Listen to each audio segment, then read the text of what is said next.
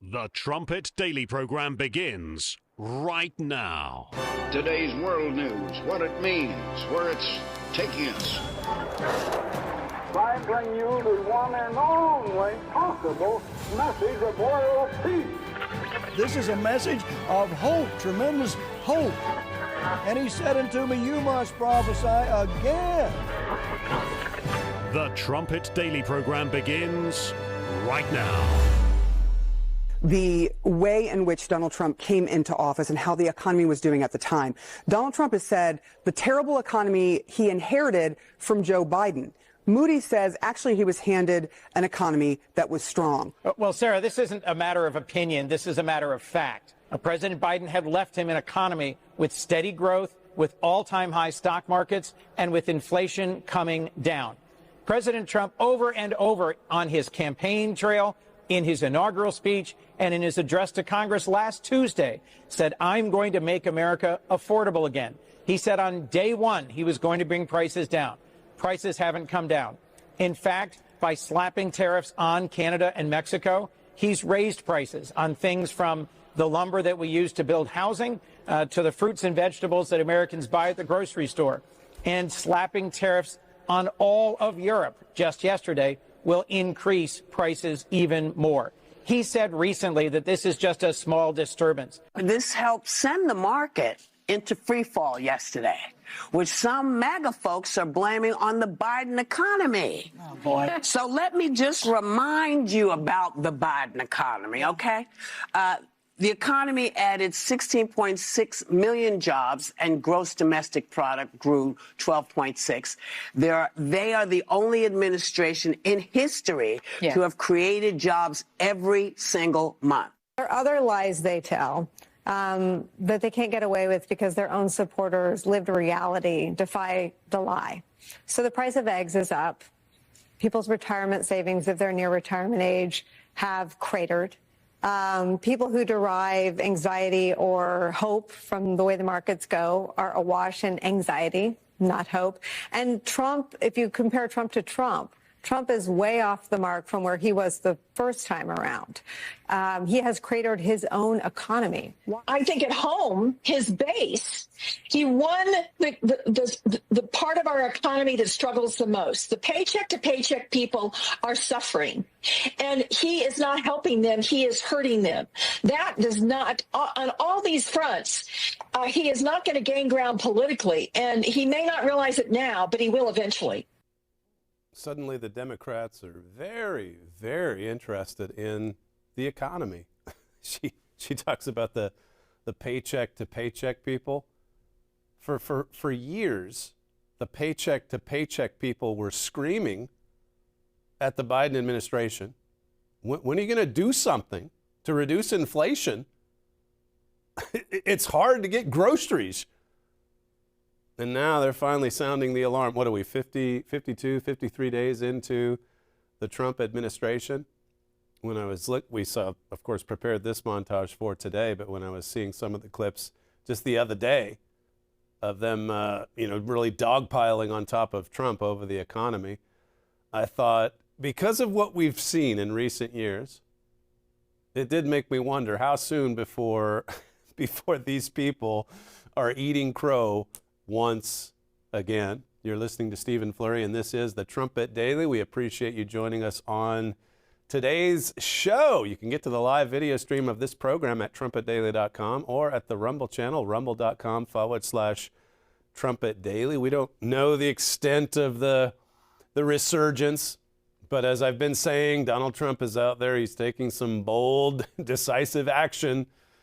And already you've got signs coming in about inflation moving in the right direction for Donald Trump. I'll get to that here in just a second. But there is going to be a resurgence. As we've said on this program, we've written about it at thetrumpet.com. If you don't have a Trumpet subscription, by the way, there's no cost or obligation. Just call our operators today, the 800 number, 1-866-930-3024, and order your free subscription today to get tomorrow's news today. How big will the resurgence be? Well, there is bold, decisive action being taken, and in a lot of ways, you know, what's happening here in North America with respect to the trade war with Canada and so on, it is a pretty big distraction away from what's happening in Europe, in Germany in particular. I've got a clip I'll play you in a little bit on the trade war now between the United States and Europe, and how that Europe has been preparing for this. But in the short term, well, the United States experienced some pretty big growth, so an improvement in jobs production. And we've already seen, I think Peter Navarro says, $2 trillion worth of investments coming into the United States just since Trump got, and of course, he's fighting for the working man, you know, the paycheck to paycheck person. You're disappointed with the continuing resolution. Just keep spending like we've been spending. But that said, it's encouraging to see just how much fraud and corruption and waste is being exposed by Elon Musk and his DOGE people. Coming back to the inflation, this is from CNN earlier today, clip 4. Finally, we have some good news on the economy and really the number one issue for many Americans, the cost of living. So we just learned that consumer prices in February increased by 2.8% year over year, 0.2% month over month.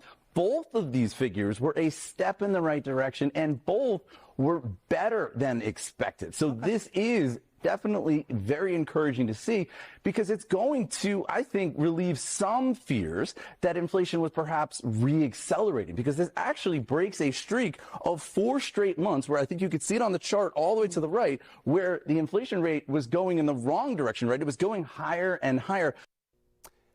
Well, it's on CNN, so it's getting some coverage from the regime media. But we'll see how they treat this particular development today. Gateway Pundit says here, less than 2 months into Donald Trump's presidency, inflation is already falling more than expected. In February, prices didn't rise as much as expected, according to the labor statistics. A key measure of inflation, the Consumer Price Index, increased 0.2%. You saw that in the graphic that guy had. That was from February, bringing the annual inflation rate to 2.8%. This was a slowdown from January, when prices had gone up only 0.5%. So definitely heading in the right direction as far as Donald Trump is concerned. Now, we've talked recently about how that in many ways, Donald Trump is trying to rebuild the American economy that was just going on printing money since COVID, especially. And no wonder the stock market was so satisfied, knowing that trillions and trillions, even with inflation, as long as trillions just keep flowing, well, the way they see it, there's stability in that. The way Donald Trump sees it, it's unsustainable. Elon Musk would say we're going to be bankrupt. And so they're taking some dramatic action. How much success they have remains to be seen. But given what happened during the fake president's tenure, all the times that we said, okay, this is what the mob is saying, and then in some cases, it was like 2-3 days later, and they were proven wrong. There's these stories later on in my notes here about just all the cuts that they're making in the mainstream media. Where is it? I probably can't find it here offhand, but pretty revealing. This is from the New York Post. ABC News staffers are bracing for imminent layoffs while the division will restructure its programming, including the merging of its 2020 and Nightline programs and the consolidation of its Good Morning America productions, according to report. You're seeing this all across the industry. They're not able to survive. And so for them to go on and on about how Trump's doing this to his economy, he's destroying his own economy. Those people need to look at themselves, because the numbers don't lie. The Wall Street Journal, Disney to cut nearly 6% of staff across ABC News, Disney Entertainment networks. Some more brutal cuts. Now, with respect to the Trump economy, here's Jesse Waters the other night explaining what he's doing this time around and how it is dramatically different from what we've seen. Clip 8. And Trump's not running for re-election, so he's doing the tough stuff that no other politician would ever do. Fight trade wars, buck Wall Street, cut spending, because it's in the long-term interest of the American people. Mr. President, your comments the other day not ruling out a potential recession seemed to rattle the stock markets. The Commerce Secretary said there is going to boom, just so you know. Specifically on the recession. Yeah. Do you think there will be a recession? I don't see it at all. I think this country is going to boom. But as I said, I can do it the easy way or the hard way. The hard way to do it is exactly what I'm doing, but the results are going to be 20 times greater. He's doing it the hard way, the way he sees it. The results, again, we'll see how deep he gets into this. But God says there is to be a resurgence. And you read that passage in 2 Kings 14. It even talks about recovering territory and all this talk that he's had aimed at Greenland, Canada, Panama. It's interesting when you put that alongside what the scriptures relate. Listen to Peter Navarro. He was on Fox last night, and again, he's a Trump guy, but he's looking at all that's happening, and he sees this as an incredible development. Clip 9. We are in the most beautiful, bullish time right now. We're moving in a transition, clearly, from Bidenomics. What was that, Jesse? The hallmark of that was virulent inflation that was triggered by massive overspending, which we're bringing under control, coupled with these, what we call these negative supply side shocks in the form of massive regulations, this Green New Deal, and a war on our strategic energy dominance and oil. All of that was inflationary, and now as we unwind it, it's slowing things down here. But at the same time, Trumponomics to the rescue. The president was absolutely right. He's been proven right. And what we have is a proven track record. So think about it this way, Jesse. Trumponomics bullish scenario. We got the 3D, three-dimensional war on inflation, right? It's drill, baby, drill. Think about just going from $80 barrel oil down to 50. You almost solved the whole thing right there. But then you got deregulation, and you got the DOGE effect, which is basically taking out waste, fraud, and abuse, reducing our government debt. What does that do? That reduces, Jesse, mortgage rates and interest rates, which helps stimulate the home market and allows consumers not to have that overhang of debt on their credit cards. And then we've already had $2 trillion of commitments in investment. What does that do, Jesse? When you add more capital, more machines to people, that increases productivity. Productivity increases real inflation-adjusted wages, more purchasing power. And as these trade deals bring our jobs home and our factories back to the empty places, our trade deficit goes down. I mean, as far as Bidenomics is concerned, he's right about that. It was built on this virulent inflation, this war against energy dominance, as he puts it. Of course, the massive overspending, just spending trillions and trillions of dollars. And we'll see this September just how far Congress and the Trump administration will go to rein that in. But at least they're exposing the waste, the fraud. These clips that were circulating yesterday on waste, fraud, and abuse, those are not terms unique to Elon Musk and DOGE. You can play these three together. This is from Bernie Sanders and Nancy Pelosi, Chuck Schumer, the latter two from 2010, just 15 years ago.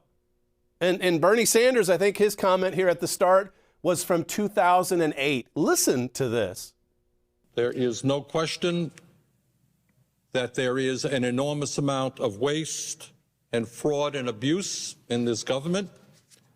There is no question to my mind that Congress has not been vigilant enough in rooting out that waste and fraud to the tune of billions and billions of dollars. And the function of an administration is to administer. And that means that when there is waste and fraud, you have an administration who should also be on top of that situation. We cannot keep our promises on Medicare. We simply must make the cuts in waste, fraud, and abuse in Medicare so that the benefits and the premiums are untouched. We owe it to our seniors. We owe it to our country. If we're going to eliminate the waste, fraud, and abuse in Medicare, it does mean we're going to cut some of that out. And when I hear my friend Dave Camp say you cannot cut money out of Medicare, well, we don't want to cut the good stuff that you point out. 1/3 of Medicare doesn't go to patient care. You can't just get up there and say, we don't want to cut anything out of Medicare. We want to cut the bad stuff and keep the good stuff. Yeah, you heard that right. That's Chuck Schumer, Nancy Pelosi talking about making cuts to Medicare. I mean, if you say that today, you're speaking blasphemy. You cannot make any cuts, but leave aside Medicare. Look at what they, in the case of Bernie Sanders, it's coming out of George W. Bush's presidency. But Pelosi and Schumer, they were making these suggestions, giving this counsel to the dear leader, Barack Obama. We have got to make some cuts. Now, I'm not sure exactly what the national debt was 15, 16 years ago. I don't think it was anywhere near $37 trillion. I think it was in the teens. And think about if you just had honest, and again, there's hypocrisy, there's doublespeak on both sides. I don't want to just single out the Democrats. But think about if there was a sincere, genuine concern for the country and for oncoming generations. If they were saying that 15 years ago, they should be right in step with what Elon Musk is doing. But you see, it's always, always, always political. They don't care about anything or anyone but themselves. They speak for the swamp, as someone said on social media earlier this week. It's worse than a swamp. It's a sewer. I'll give you a story later where it talks about these agencies that as soon as the spending package comes in, well, then you've got all these nonprofits that just suddenly appear out of nowhere, ready to take the government handouts to the tunes of tens of millions of dollars, in some cases billions. We went through this section in epistles this morning, Colossians 3. Herbert Armstrong, by the way, years ago, he talked about going through this chapter in the lead up to a church fast, just to rededicate, to dedicate yourself anew to this cause, to this purpose. Thank God for his family government, which runs the church and does it in a way where there's some consistency there, where you're not saying 15 years ago, yeah, let's trim waste, fraud, and abuse. And then Elon Musk shows up to do it, and they call him a Nazi. And they start trashing his showrooms. And they start vandalizing his cars across the country. And then he shows up with the Tesla on the White House lawn yesterday, and their heads explode. There was actually some commentary talking about how could the President of the United States use the White House and that position to enrich his friends. I was listening to it thinking, are you listening to yourself? Have you not been watching anything the last 4 years? There's an article I have later where it says Hunter Biden's broke. The gravy train has ended. Enriching himself off of the Biden family name, off of the Biden White House.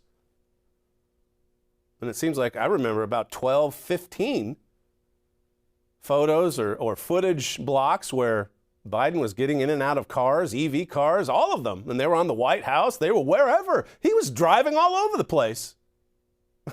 Trump, with his own money, purchases a Tesla from Elon Musk after his stocks have plummeted, his showrooms have been attacked, Trump says, I'm going to buy one for my staff. I can't drive anymore, but I'll purchase it with my own money and then let my staff use it around D.C.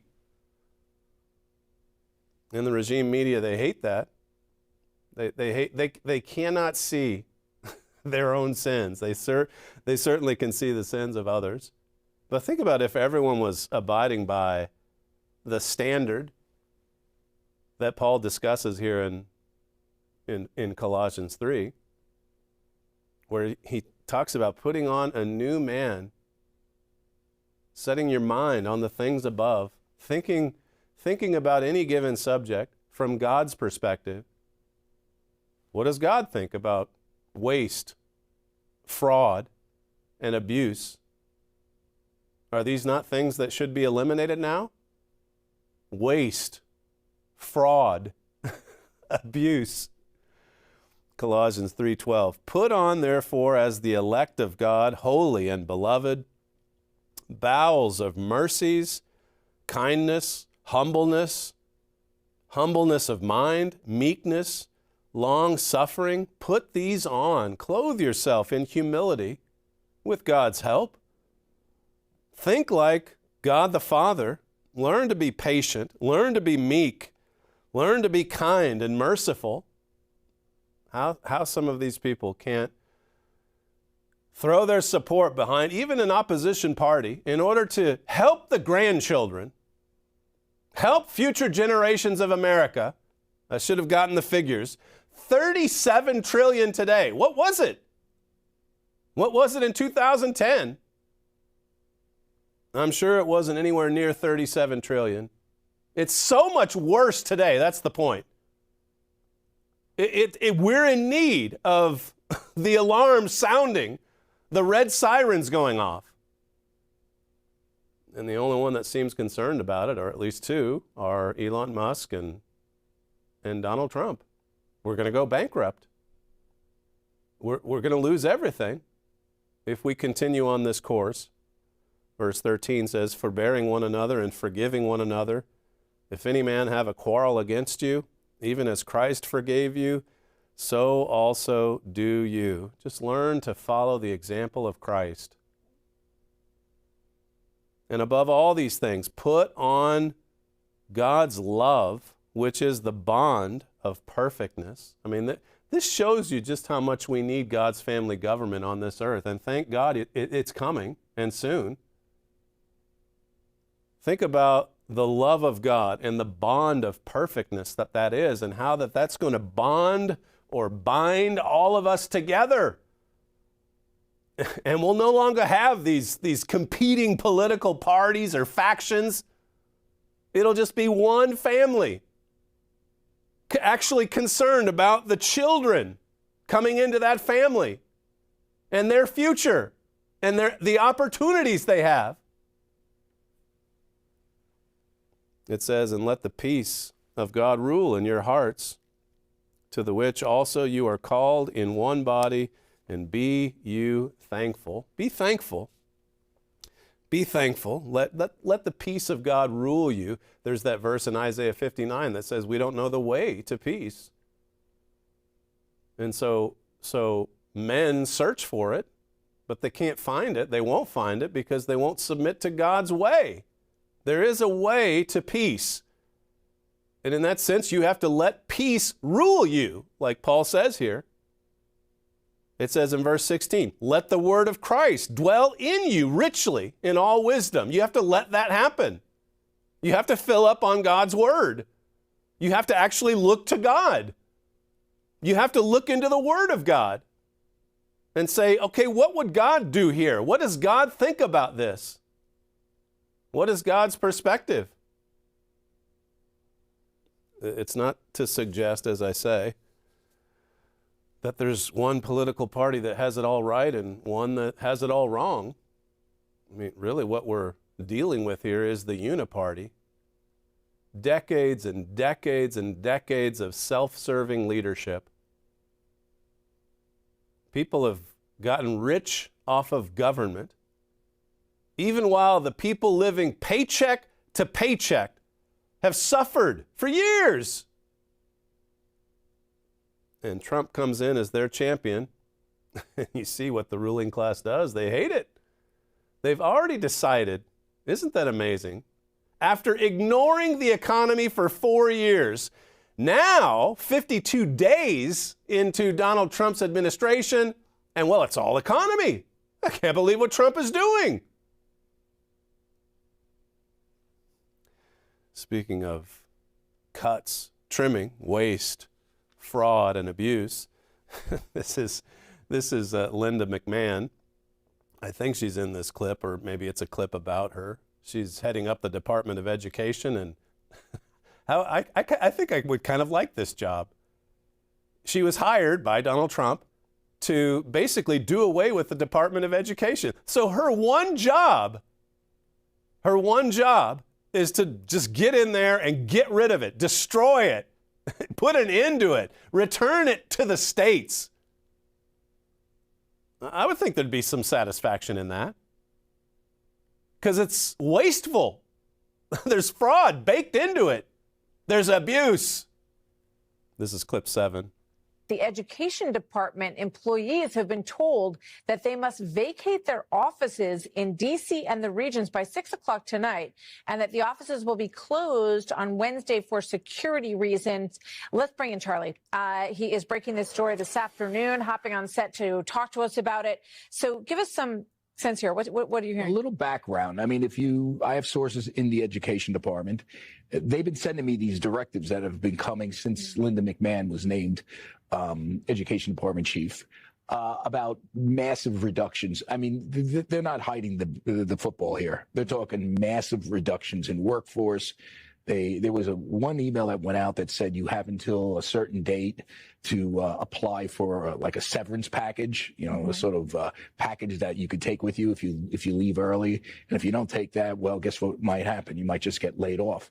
And Linda McMahon's announcement upon taking the job was pretty straightforward. We have a job to do. We have to reduce the size of government. We're going to massively reduce the education department. So it's slash and burn in order to get rid of some waste, fraud, and abuse. I just Googled this while that clip was playing, unless this is a bogus article. It looks like 2010, the national debt was $13.5 trillion. And at that time, I mean, Schumer and Pelosi, we got to do something. It's $13 trillion. Well, it's $37 trillion today. What does that tell you? This is the one position that Donald Trump has taken that is, you cannot oppose it without exposing yourself as a complete fraud. 13 trillion. Now it's 37 trillion.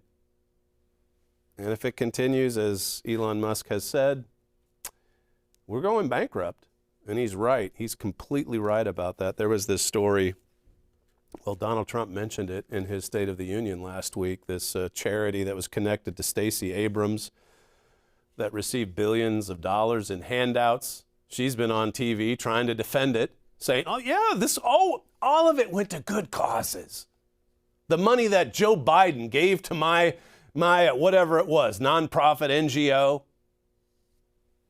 There's another story about, who was it? John Podesta. He was in charge of directing how the money was doled out. Listen to this from the New York Post. $375 billion EPA slush fund handled by John Podesta gave billions to charities founded only months earlier. So they know. I mean, the swamp knows. The sewer knows. The lobbyists know. You go to Washington, D.C., there is money flowing. It's the richest region in the world because the flow of printed dollars, trillions of them, is nonstop. And they know when the big budget bill comes down the pike, if it's got $375 billion, then all these nonprofits appear out of nowhere. They just create them out of the blue. Hey, we're ready. We're ready to just serve the people. It says here the Biden administration funneled at least $20 billion into environmental groups, most of which had only recently been founded. In one case, former VP Kamala Harris handed over a check for nearly $7 billion to Bethesda, Maryland-based group Climate United Fund, which does not appear in the IRS's charities database and has no federal filings. It has no history. It just shows up. Kamala says, here, $7 billion. This is the way of Washington. This is not the way of love. This is not the way of peace. This is not the way of Jesus Christ. One of my students today in class was talking about just how often the Apostle Paul talked about living it, obeying God's ways, putting the laws of God into action. I mean, you don't even see this in the world of traditional Christianity. Most of them want to do away with the law. Most of them want no law in the discussion. They just want a feel-good religion. Just talk about Jesus and you're good to go. I mean, you're seeing a pretty good example of action, at least in the political sphere, with Donald Trump and Elon Musk. Just 50-some days, and, you know, even the suggestion the day before yesterday that, well, I think I want to buy a Tesla just to show my support for Elon Musk. And then the next day, here's a beautiful red Tesla on the lawn. You would think all the lefties would be celebrating. 2 seconds ago, they were the biggest fans of Tesla. I mean, it's a Green New Deal, right? It's energy efficient. We're moving away from fossil fuels, and fools in some cases. But now, I mean, look at how we are living in a strange world. You saw in the montage. You saw just how quickly, how suddenly someone's whole view of government, whole worldview even can change. I've brought this out with respect to Germany. Look at how it didn't take very long for the whole world to get behind, German rearmament. We love it. We love it. We're very supportive of it. We'd like to see more of it. And Germany's on the march because of it. They don't have to cloak their ambitions anymore. If we're not grounded in something solid like God's truth, we're like Ephesians 4 says, we're just going to be tossed to and fro with every wind of doctrine. Oh, now it's time to get rid of government, waste, fraud, all that stuff. And then a few years later, now, no, keep everything, keep the spending going, even though we're at 37 trillion. Go after Musk. Go after the showroom that Donald Trump created on the White House lawn. It says here, however, because the company is so new, there's no publicly published accounting of how it plans to spend the $7 billion. It doesn't matter. Just give them the $7 billion. It's probably being run by some Democrat crony. And then there was Kamala Harris in 2023 or 4, whenever it was, saying, here's $7 billion. No accountability. No oversight. No inspection. No auditing. Nothing. And then in comes the auditor. You've got Michael Steele the other day saying, your rocket blew up in space. Why don't you stick to space travel and let us stick to government? Us. Like he's an expert in running government. The last time I checked, it was a government of the people. The people decide. And the way that it used to be, you'd send your farmer friend across the road off to Washington for 2 years to serve. And then they actually did do that. They served, and then they went back to their old place of business and their old place of living. It's become something so corrupt today. It's big business. That's what Joe Biden has been his entire life, his whole family. Professional politicians. They get in there once, and then the swamp supports them. Once you're an incumbent, you've got an easy road, particularly in a state like Delaware, and you just keep getting reelected. Barack Obama, what history did he have? Leave aside Musk and Trump for a moment. And there is a track record there. Barack Obama, professional politician. Hillary Clinton, same thing. Bill Clinton, you go right down the list. It says here, the cash for the charity came from a huge $370 billion climate slush fund of taxpayer money overseen by John Podesta. All of these radical left-wingers, they love to spend taxpayer dollars. Hundreds and hundreds of billions. The more, the better. I mean, just spend. Just get the funding. And Congress, both sides of the aisle, have been quite happy to send these trillion-dollar packages on through. Just get the funding on through, and then, hey, the nonprofits will appear out of nowhere with no history, no plan of how they're going to spend the money. Just give them $7 billion. Can you believe this is going on in the United States of America? And then it's finally getting exposed, and you've got Democrats kicking and screaming, protesting, vandalizing, setting things on fire. Because of what? Well, I don't know the numbers. I'm not exactly looking at the receipts. I just know that Musk is a Nazi. There's a real spirit world.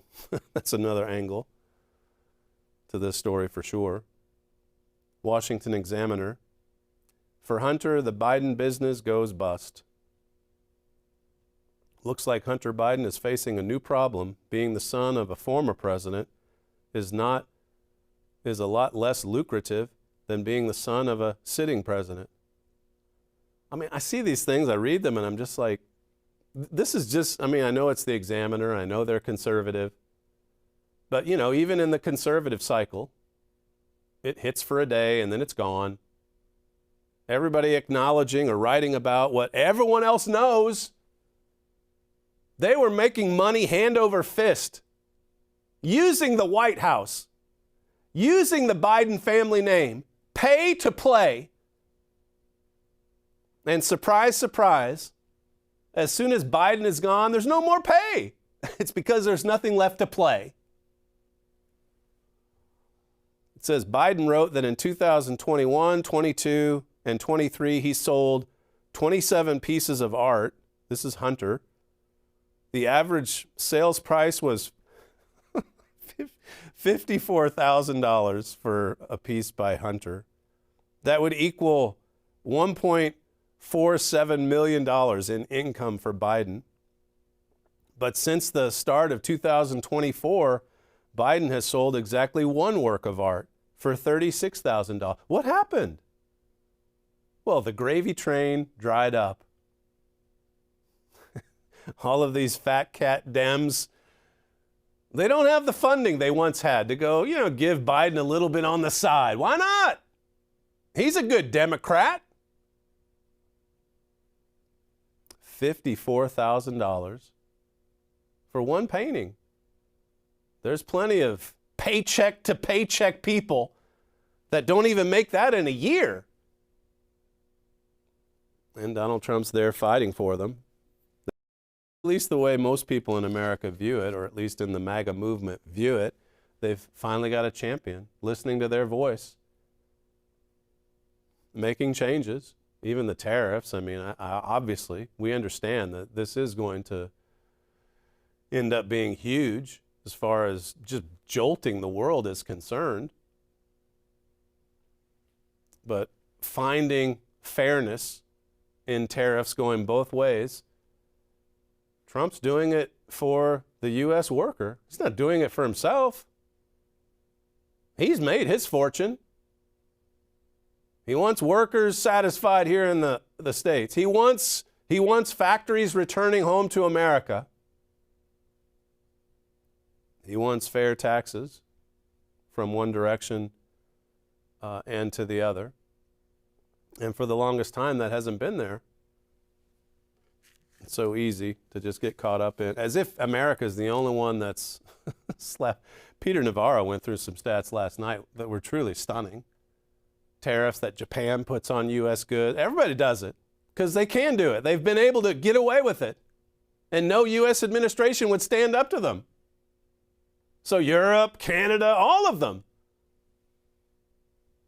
It's not fair.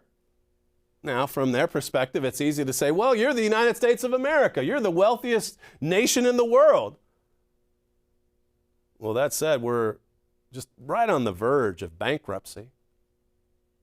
$13 trillion in 2010, and today it's $37 trillion. That's just 15 years.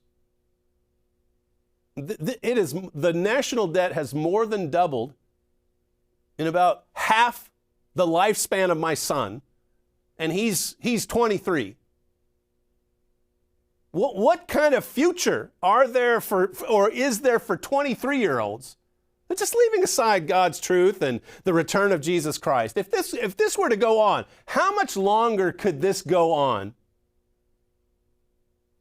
Given the leadership in America, or that's been there in Washington, the bureaucrats in particular, for decades.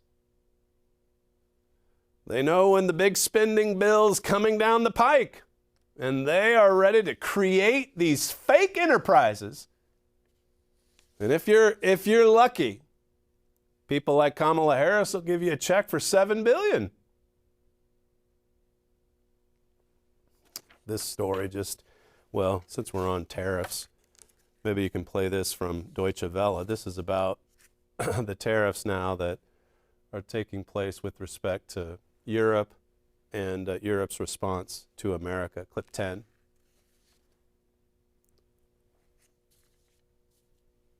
Do we not have clip 10? Did I not send it? Sorry. It's basically, I can read it a little bit to you. I think I got this 10 minutes before the show, so I forgot to email it. The EU's response to American tariffs. They've built up this Trump task force. It's made the EU a lot nimbler, it says here. It says further on, EU reacted with a two-step approach targeting a total of 26 billion euros worth of exports from the U.S. to Europe. Talks about how this is happening in phases. Step one, and then I think in April there's going to be a second step. So this could easily get out of hand. I would think, though, in the short term, America will eventually benefit from this. It says further on, but the big economic worry is that this will develop into a tit-for-tat trade war, that the U.S. could next, for example, target European cars, which would be a much bigger hit to Europe's economy. So the big fear is really what's to come. And of course, you can see why all these nations that are scrambling, trying to figure out how to react or respond to President Trump's tariffs, are going to band together and freeze out America eventually. The Mart of Nations prophecy, Isaiah 23. It is coming. And as I said, one of our news gatherers brought this out, how that so much of what's happening in the trade war with Canada and Mexico, it really is a pretty big distraction, a convenient distraction for America. This is going on while Germany is embarking on a massive rearmament program not seen since Hitler did so illegally in the 1930s, and is even being guaranteed nuclear weapons. And here we are in North America, we're being consumed with tariffs on, maple syrup and Jack Daniels. The big picture here, like I covered all last week. This is frightening. You don't know Bible prophecy,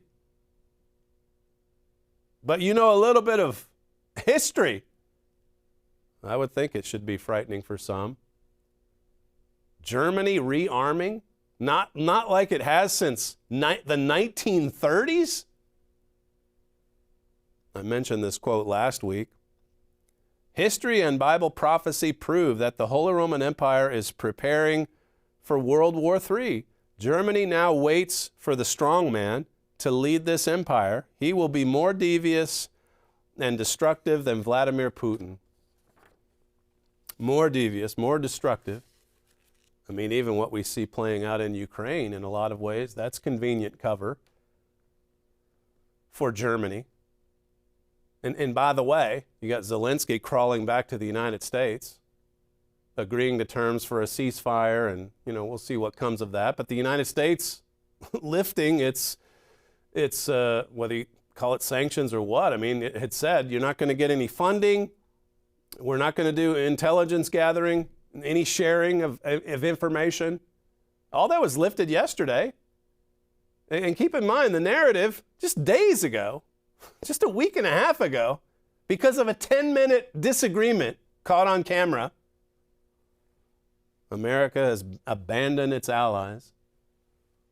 Well, last time I checked, it's America that's coordinating the negotiations between Zelensky and Russia.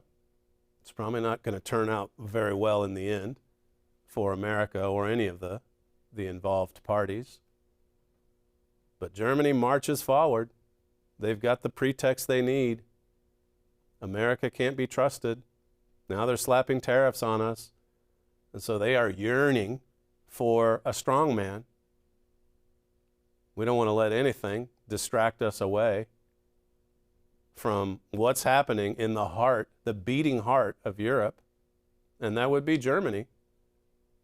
That section in Colossians 3, I think it might be actually in the first part of chapter 4, Paul was telling the brethren, look, pray for us. He was in prison at the time, and he was saying, pray for us that we would go boldly and speak the truth, and that it would be given, the free course that it needs. And he even prayed, help me to speak with boldness, but also with clarity, to have plain speech so that anyone can understand it. That is something to pray for. And there's a section where it talks about, we need to be watching world events as well, so that we can really be praying with specificity for God's servants as they take the message out. This is from Germany. A new king is imminent. My father wrote this in the January 2019 Trumpet. So this goes back 5-6 years. The Germans today hunger for someone different, someone with charisma and vision, someone who can really calm their fears and address the urgent problems facing Germany and Europe.